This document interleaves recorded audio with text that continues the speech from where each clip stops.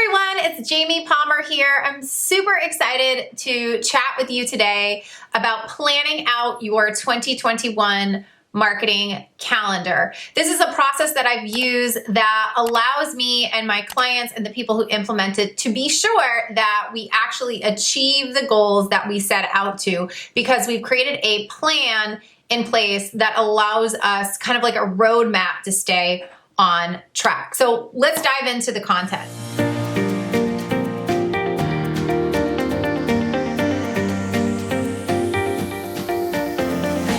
One of the most important things when it comes to planning out your marketing calendar is to understand what are your sales goals. And I like to look at my product mix along with the financial and revenue sales goals that I want to have for my company. For me and my clients, I highly recommend having 60 to 80% of your revenue come from one signature program or course. And the reason that I like to do this is this allows you to focus on creating a really amazing client experience for that one product. And then the other products that you have in that marketing mix are other ancillary products that lead people to that signature program, or are your one-on-one work or sort of passive or affiliate revenue. So when I start to do my marketing planning, I always start with my goal setting and understanding what are the percentage and revenue and numbers behind each one of the goals that I have. For example, with my Business Ecosystem Builders program, my goal is to enroll 100 people in that program by the end of 2021. And to do so, I know that I need roughly 2 people a week in the program to hit that goal. That will allow me, from a financial perspective, to hit the sales goal that I set out. But when I break it down into the number of people that I need to achieve either each week or each launch, it really helps me to solidify the marketing efforts that I need to take to achieve that goal. And I go through and I do that for each and every single one of my products. So I map out how many people, what is the revenue number, and then how many people each week or each month, depending upon the business model that you use. So we're going to talk about a hybrid of that to hit your sales goal and to map your marketing calendar. Once you have all the sales stuff mapped out, this is where we get into the fun. Once I have all my sales stuff mapped out, I then look at the calendar. One of the biggest mistakes I see many entrepreneurs make when they are mapping out their marketing calendar for the year is they don't actually look at the calendar, okay? So I get an old school calendar, okay? And then I got some paper tape and I go through this calendar month by month and I paper tape out holidays, birthdays, travel, vacation, any time that I'm taking off, and I put it all on the calendar, okay? And I do this because I also use this calendar as a way to determine what is my capacity for actually being able to launch my program, or capacity to actually be able to create my program. One of my goals in 2021 is to launch a book. So I know if I want to launch a book, not only do I have to have all of the kind of behind the scenes stuff to sell and launch a book, like a sales page and a landing page and a coming soon page and a pre-order page and all the email and all the launch stuff that goes with that, I also need to have time to actually write the book. And oftentimes people neglect that piece that goes along behind the scenes. So I am a huge fan. Just map it all out. Spend an hour, get with your significant other, get on the same page around time off, when you're going to vacation, when you're going to take breaks, long weekends, birthdays, all that stuff. Get it down on the calendar. Then go back and look at your goals, right? Look at the products that you're going to launch. Look at the sales numbers that you have to achieve.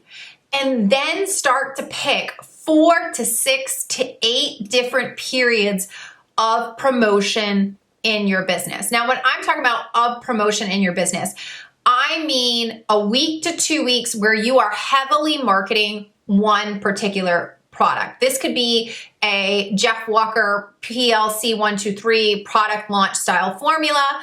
This could be my take on launching, which is much more of a minimalistic launch. It could be a book release, or it could be anything, right? But it's a period of time, a very short period of time, where you're actively promoting and enrolling people into a program, okay? So what you wanna do, and you're gonna wanna tweak this depending upon your price point. So if you're selling a $5,000 or a $10,000 program, you're probably not gonna have 8 promotional times on the calendar. You're probably gonna have 4, okay?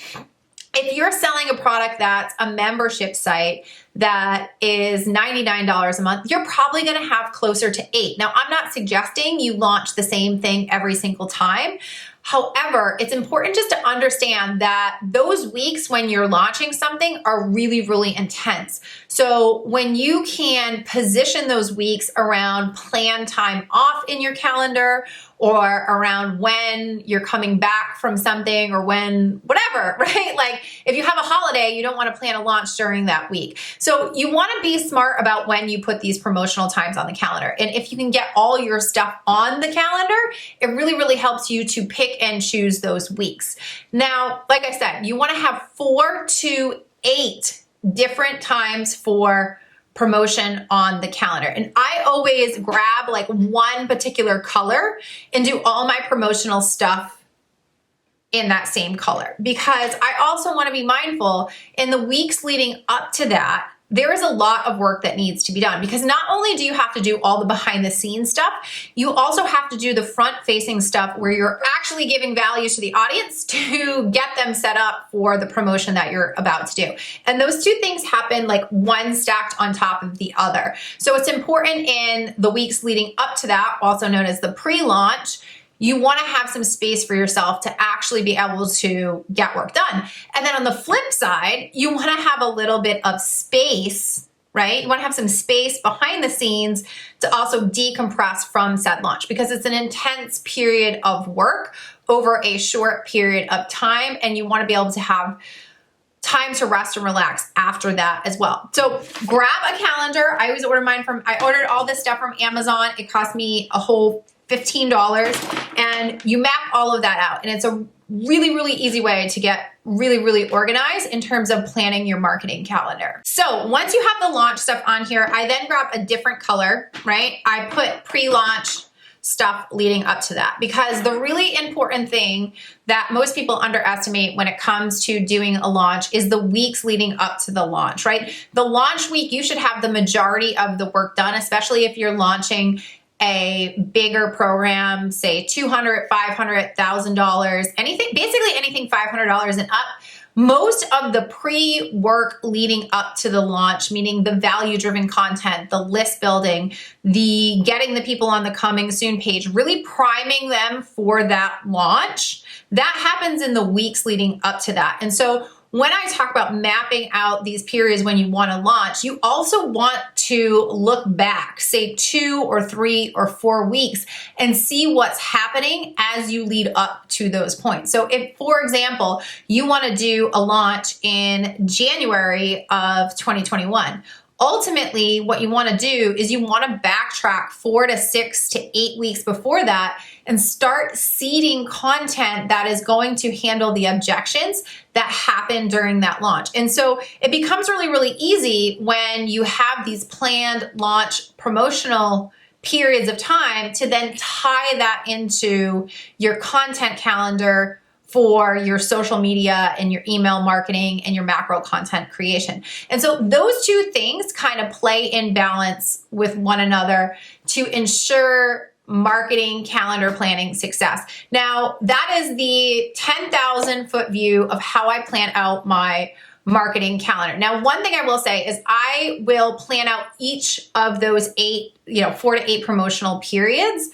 And I will also plan out each quarter at a time. So I will take those, however many you put on your calendar, say you put on 8, that means there's gonna roughly be 2 promotional periods per each quarter.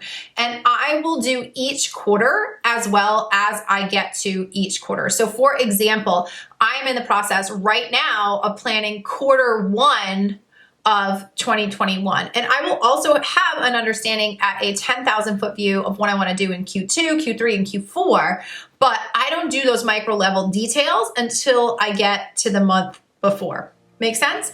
So this is the exact process that I use to plan out my marketing calendar each and every year. So thank you so much for tuning in. If you haven't already, be sure to subscribe to our channel. And thank you so much for tuning in, and have a fantastic day.